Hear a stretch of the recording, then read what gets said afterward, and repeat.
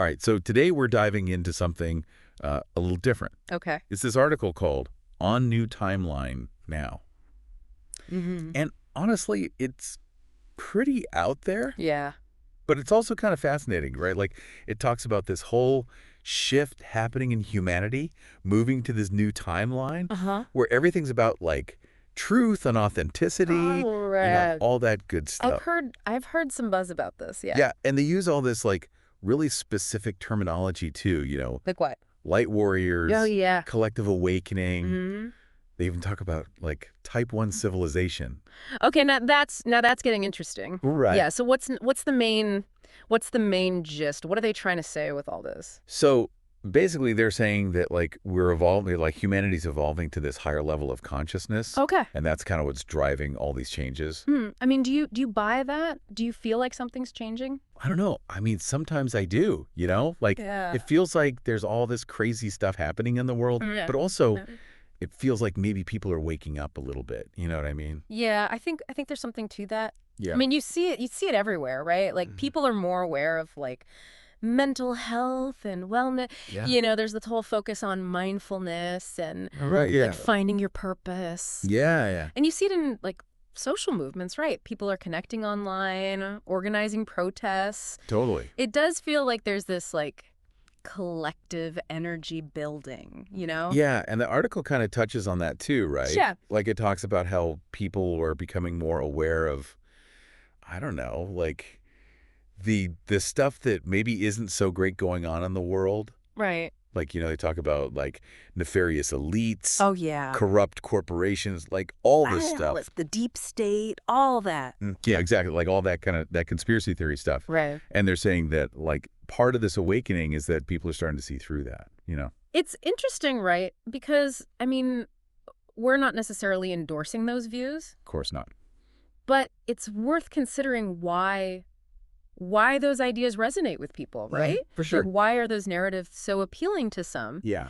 I think part of it is like, the world is a really complex place. Mm-hmm. And it can feel really overwhelming sometimes, like things are spinning out of control. Right. And, when people feel powerless, Yeah. they're looking for explanations, right? They want to understand why things are the way they are. Clearly. And sometimes, these ideas of like secret cabals and puppet masters, they offer a kind of simple explanation.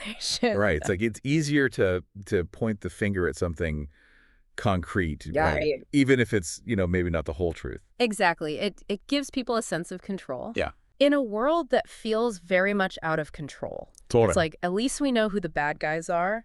For sure. But then we can focus on fighting them. Right. And that kind of leads into, like, the next thing they talk about, which are, like, these light warriors. The warriors of light, yeah. Yeah. And change agents. So are you a light warrior? I don't know. Maybe. I mean, I try to be a good person. Yeah, me too. But it's interesting, this whole, like, warrior imagery, Yeah, it's very common in like spiritual and self-help circles. Yeah, for sure. It's this idea that we all have this power within us to fight for good, to be a force for positive change. And that is empowering, right? It is. Like, it makes you feel like you can actually make a difference. Exactly. But I think there's also a danger there. Okay. Because it's easy to slip into this like us versus them mentality. Oh, I see. Which can be really divisive. Right.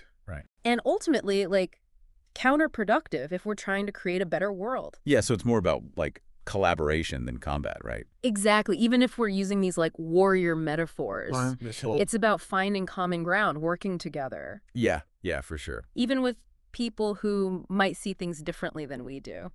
Okay, so far we've got, like, light warriors, collective awakening. Right. And then it gets even more... wild. Yeah, a little wild. They start talking about this, like, new age that's coming, where there's freedom and prosperity and abundance for everyone. Like a utopia. Yeah, it sounds pretty utopian. Right.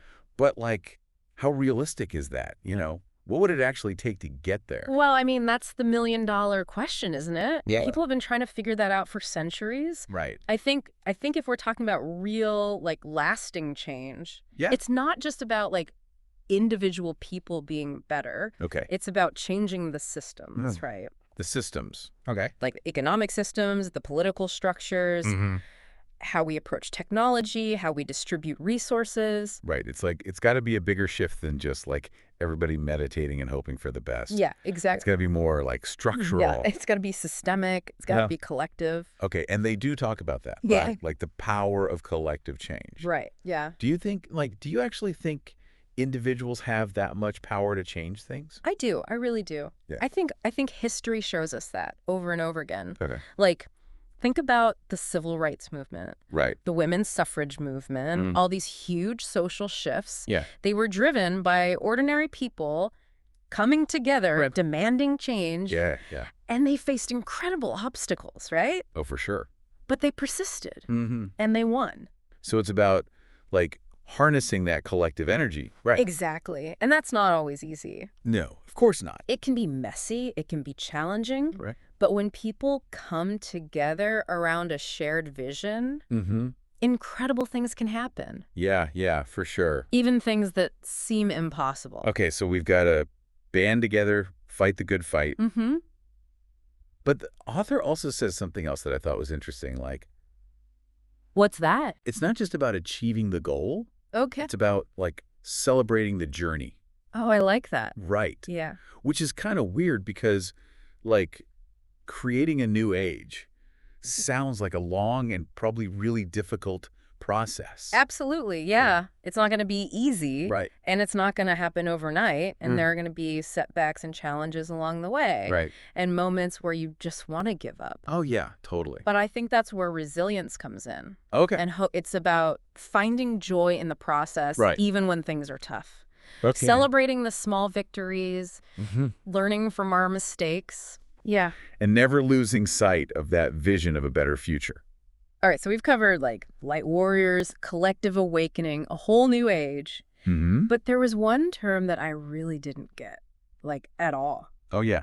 Which one? Type 1 civilization. Oh, right. Yeah. What is that all about? So there's this thing called the Kardashev scale, Okay. and it's basically a way of measuring how advanced a civilization is Okay. based on how much energy they can use. Oh, well, interesting. So like a type 1 civilization Yeah. can harness all the energy available on their planet, Whoa. like from the sun, from wind, from everything. That's a lot of energy. It is, yeah. So like we're not a type 1 civilization yet. Not even close, no. Right. We're still like a type mirror. A type 0. Wow. Yeah, we're still figuring out how to use the energy we have efficiently right. and sustainably. Yeah, so the article's basically saying that like part of this new age is becoming a type 1 civilization. That's how they see it, yeah. Huh, that's pretty ambitious. It is, yeah. So like, let's say we actually do manage to pull this off. Right? Okay. We become this like harmonious, interstellar, spiritually united type 1 civilization. Yeah. What do you think our relationship with technology would look like then? That's a good question. Right. Like, is it something we just keep mastering and mastering? Yeah. Or do we need to find a more balanced way to coexist with it? Yeah, like, would we even need technology at that point? Maybe. Maybe not. I mean, it's kind of hard to imagine. It really right? is, yeah. But it's definitely something to think about. It is, for sure. You know, like, what would a type 1 civilization's relationship with technology actually be? Yeah, that's a question for all of us to ponder. Exactly. And maybe that's the first step, right? Just Yeah. starting to ask these questions, Mm, imagining different possibilities. yeah, and who knows? Mm-hmm. Maybe that's how we start building this new age, you know? Maybe it is. Just by thinking about it, by talking about it, by questioning things. Exactly. So keep those questions coming, listeners, and we'll see you next time for another deep dive. See you then. Bye.